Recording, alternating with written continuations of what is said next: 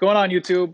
My name is Dustin Smith, better known as Bones, and today we're taking a closer look at my Lefevre L20.1 leg pad. Now, there are a ton of new features with this pad, so let's dive right into it.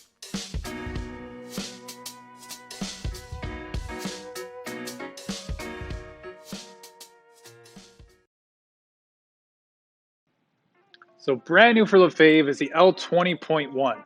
Now, this is not going to be a premier pad. If you want a premier pad, Lefevre is making the L4.1, which refers back to 2004 when they came out with the Premier series with Reebok. Now, this is also going to be totally separate from the L12.1, which refers back to 2012 when Lefevre came out with the iconic E-Flex series with CCM. But similar to the L4.1, these are going to be a flat face pad. They're going to be a pretty stiff pad overall, but they have a whole new strapping system. They're calling the fast rotation system, or FRS for short. So starting with the face of the pad, I'm a pretty big fan of the knee roll, so I decided to kind of shake things up a bit and go with this flat face here. But something that I didn't even know was a feature of these pads is going to be this triangular outer roll. So a nice welcome new feature to these Lefevre pads. The whole concept with this is that the puck moving from the ice up, the triangled wedge here is going to do a much better job controlling the rebound. So really looking forward to trying out that new feature. Now, like I said earlier, this is going to be a bit more of a stiff pad. I went with the single external brake here, which is going to give it a little more flex. So as you can see, it's pretty stiff, not terribly stiff thanks to the brake here, but a little more stiff than I'm traditionally used to. But going down to the boot, I went with the soft option. You can go with the stiff option, but again, coming from a softer pad, I wanted to stick with the softer boot, and the boot is pretty soft. I mean, you can see you get some pretty good bend there. Now, it is going to be a little more stiff than the ultra soft from the E-Flex line, but again, this is a pretty soft boot, something that I'm going to be pretty familiar with.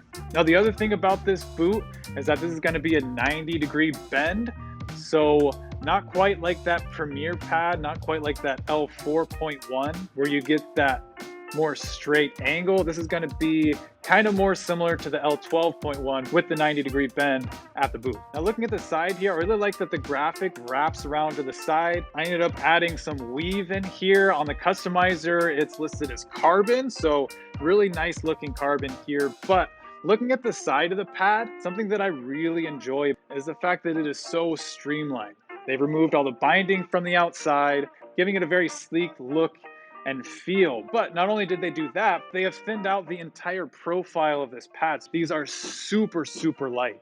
And again, moving up the thigh rise, there's a really nice seal along the ice. These pads are nice and rigid, so you get that consistent stiff feel all the way through the pad. And again, a really nice seal. But moving on to the back of the pad, looking at the knee block is going to be very familiar to the Lefevre designs in the past. They really did dial it in 2004 with the Premier knee block. I mean, this is that iconic knee block that you're going to be used to if you've worn Lefevre pads in the past. Now, they do have the Sure Grip material here on top of the knee block, and I ended up going with the open knee area here, something that I have grown to love over the years. I have pretty big knee guards, so it's nice to have a big open knee area. So my knees really have a lot of room to breathe in here. Now, I also ended up keeping the leather strap here. This is a custom option, and I don't know, I just really like this strap. I've had this strap for a long time now, and it's just kind of a callback to that traditional old school style where a lot of pads are moving away from, but you know, I just kind of hold on to it. I don't know. Now, of course, if you're familiar with Lefevre designs in the past, they do still have this nylon strap that kind of neatly ties everything together. And of course, the strap coming off the knee block to this calf wrap is going to be something else that's familiar. But we got a big area here to really kind of customize that fit and that feel, however you want to place it.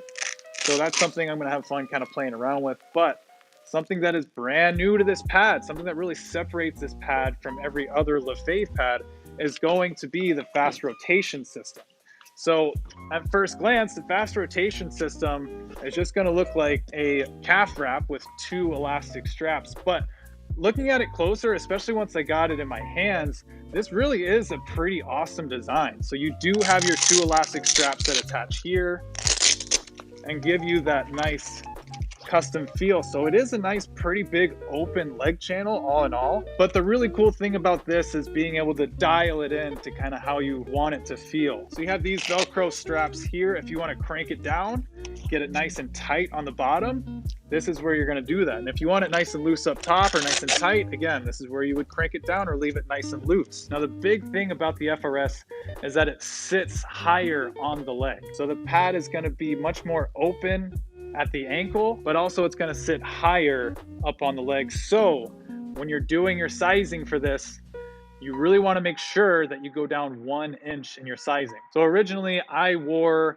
a 35 plus 1.5, but I felt like my knee was kind of landing on that lower portion of the block, so I wanted to go down to a 34 anyway. But with the new sizing, I ended up going with a 33 plus 2, which honestly is the smallest pad I've had in years. But I gotta say, dropping in the butterfly, my knee lands exactly in the middle of the block. I feel like I have a great connection to the pad, and the thigh rise comes right where I need it to. Now, moving down to the bottom of the boot here, Lefevre has completely flattened this out, and they have chopped these flaps down shorter. So again, not only is the boot sitting higher up on your leg, but they've really opened things up for your ankle. So you're getting a lot of ankle movement in here, really helping your mobility, something that I'm looking forward to playing around with. Now, in addition to the flat boot, Lefevre has the bungees. I ended up going with the hybrid bungee. This is going to be a hybrid pro laces. And so far, the only gripe I have with these is that they really aren't long enough to reach the top of my true one-piece skate. So what I end up doing is I loop these through the front hole, I loop them through the back hole, but that's where I attach them. It's right there in that back hole. And so far it's been working out for me. I still have to play around with it. But again, this is something new to me. I usually go with the traditional skate laces, but over the years, I've been putting more and more slack in here to get a longer toe tie to take stress off my ankles, which takes stress off my knees, which takes stress off my hips.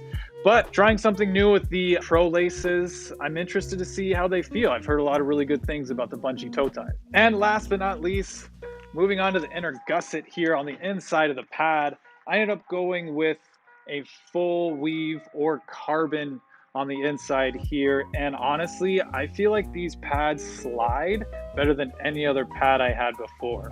Before this, I had the Speed Skin on my E-Flex pads, and these definitely slide much better than the Speed Skin that I had on my last set. I don't know if it's the weave, I don't know if it's the super tight construction they have here, super rigid on the bottom, but man, I gotta tell you, these pads really do slide super well. I'm really happy with how they slide. But other than that, we got a super lightweight pad with a whole new strapping system and a super tight seal along the ice with some great slidability. I'm super pumped about these, and I can't wait to get on the ice and really test them out. So be on the lookout for an on-ice review with these, and in the meantime, we'll see you around.